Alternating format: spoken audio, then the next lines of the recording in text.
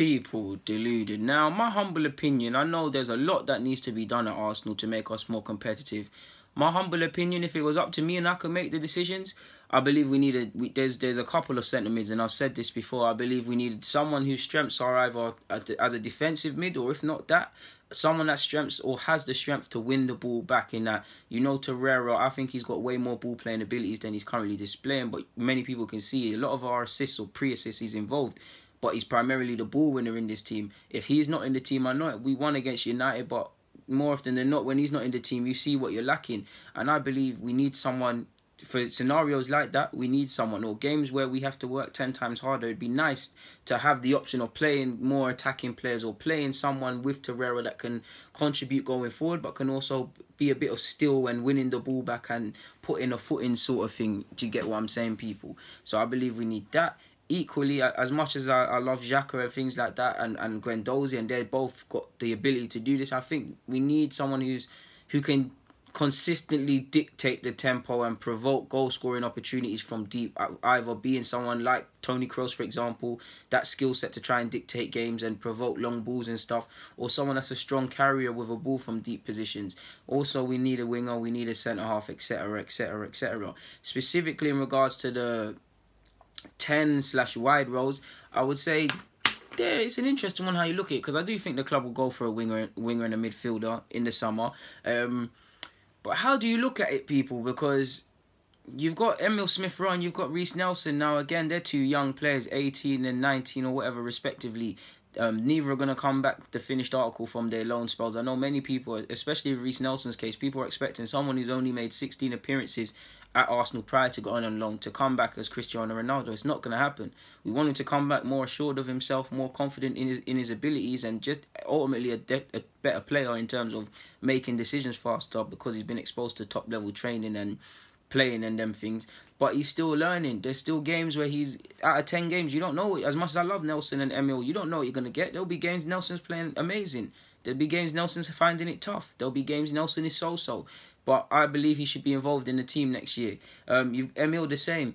Bit bewildered when he went to Leipzig purely because he wasn't fit. And I was reading some comments and I can't understand I can understand it, but I can't understand it in the sense that he's trying to work his way back to fitness and he's not rushing it. That's great.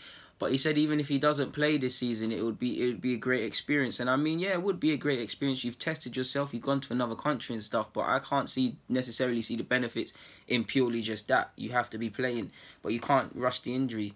And I can't really see, if you're not fit, why did you go on loan in the first place? Should have just really left this to next year, in my opinion. But is what it is, and I support him. He's not going to come back twice the better player or a better player necessarily. Obviously a more confident player, but he hasn't been there long. He hasn't been playing. These are two players, if I'm the club and you're seeing, especially with Ramsey departing, could it be a thing where... and I've got to mention Denis Suárez as well. I personally, again, I don't know, and whether it is or not, but I personally think Denis Suárez is a permanent deal in everything but paper. Why else wouldn't he be playing? I know you can look at Leno and Torreira and them examples in that they're both key players for us now, but Emery didn't throw either player in straight away. They had to bide their time. You can see a lot of similarities with Denis Suárez. And to be fair, it's all right, because in his, 10-15 minutes or so against United, obviously we was winning, and by then United were defeated, but that was probably his brightest moments as an Arsenal player in the minutes he's got. Obviously, he hasn't had minutes really to showcase what he can or can't do or the level he's at, but you get the point. I'm looking at it as this, people.